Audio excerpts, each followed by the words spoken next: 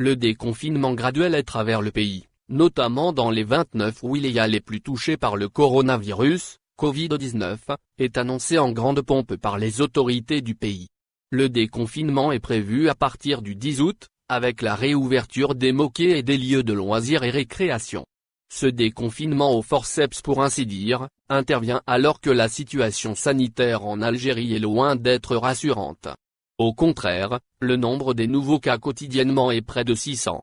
Le bilan de ce jeudi fait état de 571 nouveaux cas confirmés Covid-19, 436 guérisons et 12 décès. Il est vrai que les Algériens souffrent de confinement, notamment ceux qui exercent les petits métiers, lesquels se sont retrouvés sans revenus durant plusieurs mois.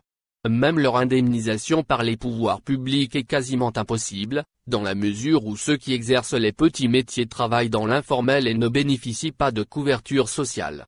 En d'autres termes, ils ne sont pas répertoriés au niveau du ministère du Travail ou de la Sécurité sociale. Qu'à cela ne tienne, les autorités politiques ont décidé d'aller vers un déconfinement graduel. À cet effet, la wilaya d'Alger a déjà entamé la campagne de désinfection de la promenade des Sabelettes, la forêt de Ben Aknoun et la prise d'eau d'El Arrak en prévision de leur réouverture.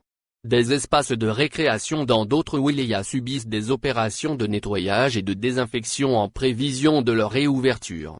Les mêmes opérations sont menées à travers plusieurs plages du pays en vue d'accueillir les estivants dès la semaine prochaine.